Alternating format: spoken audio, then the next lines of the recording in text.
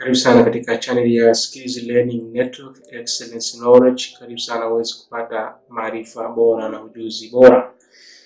Leo tupo moja kwa moja na jambo lingine katika channel hii. Leo tuzungumzie physics techniques, physics practicals, na utaweza kufahamu mengi kuhusu somo la leo. Kwa majina naitwa D.Maguru, expert in physics, chemistry and biology.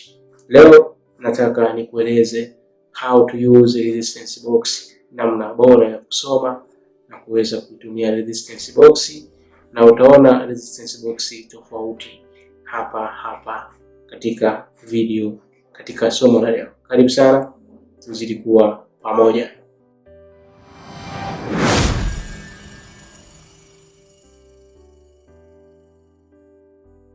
Leo moja kwa moja nataka nikufundishe au nikuelekeze, nikuoneshe namna ya kutumia resistance box. Ikiwa wewe ni mwanafunzi, karibu sana katika kipindi hiki.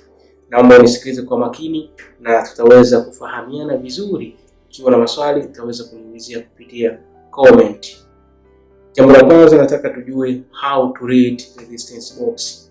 Resistance box kuna hii inaanzia 0 hadi 100 resistance au ohms, lakini ya pili inaanzia 0 hadi 1500. Iko hivi, ni kubwa zaidi ya hii kama unatizama hapo. Lakini pia kuna kubwa zaidi ambao ni 0 hadi 3000. Iko ni kubwa zaidi unavyotizama, ni kubwa zaidi ya zote, lakini inawezekana zipo nyingine ambazo kubwa zaidi, lakini pia kuna ndogo zaidi ya hapo. Sasa namna ya kuitumia, namna ya kuisoma. Cha kwanza, hizi terminal hizi is for wire connection. Hizi ni kwa ajili ya wire kuweza kuruhusu connection ya circuit ya vifaa vingine au component, another components. Kwa hiyo this is terminal for connection, connecting wire. Hizi hapa ni plug.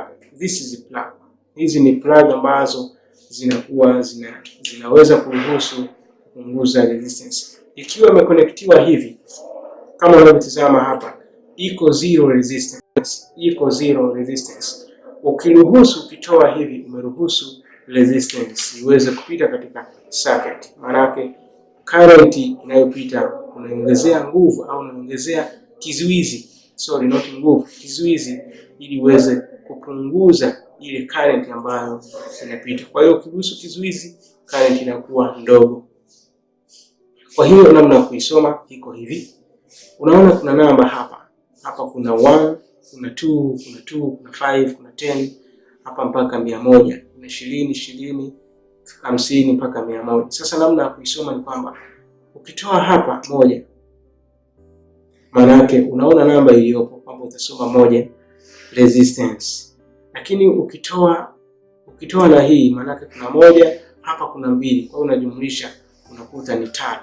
Kwa ujumla ni 3. Lakini ukitoa 1, manake 1, 2 na 2, jumla zinakuwa 5. Lakini ukiangalia hapa katika boxi 5 ipo. Kwa hiyo hatuna haja ya kutafuta partition. Kwa lazima tutoe 5. Utaona 5 hapo, utaisoma kama ilivyo. Kwa maana utaruhusu resistance, utasoma either current au voltage drop au potential difference. Lakini pia ukitoa hapa unasoma 10. Hii itakuwa inasoma 10. Kwa hiyo utakachokiconsider hapa ni kwamba kila terminal ina namba, kila plug ina namba. Kwa hiyo lazima hakikisha hizi ziko tight.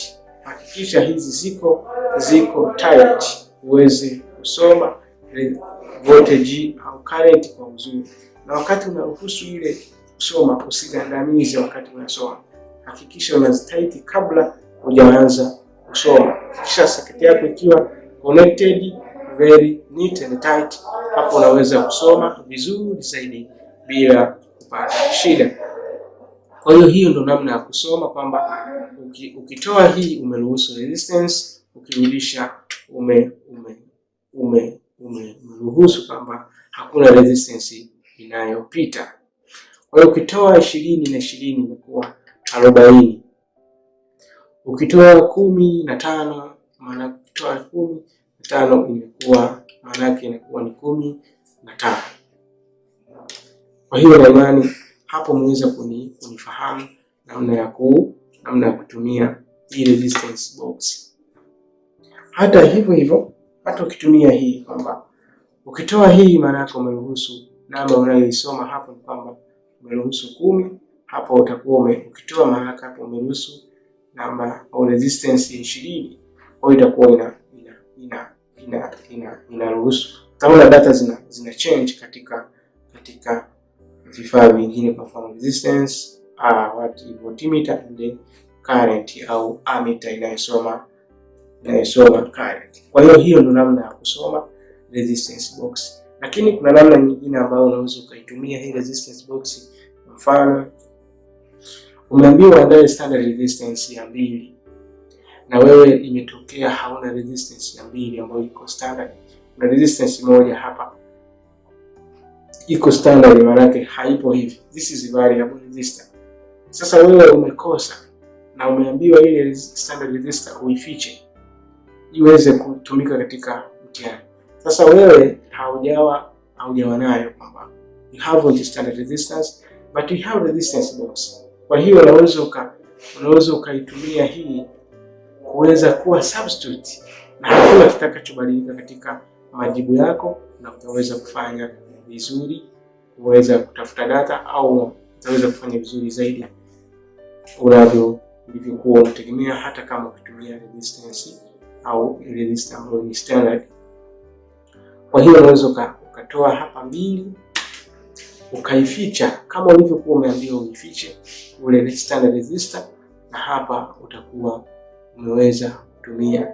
Lakini kama umeambiwa wape 4, maana yake yeye utamchomolea mwanafunzi au utatumia 2 plus 2 utaweza kuwa umepata 4. Kwa hiyo ndio namna nzuri ambayo unatakiwa ujue namna ya kutumia resistance box. Zipo za aina tofauti, na ukiambiwa utumie resistor ya kuanzia 0 hadi 1500 hakikisha unaipata.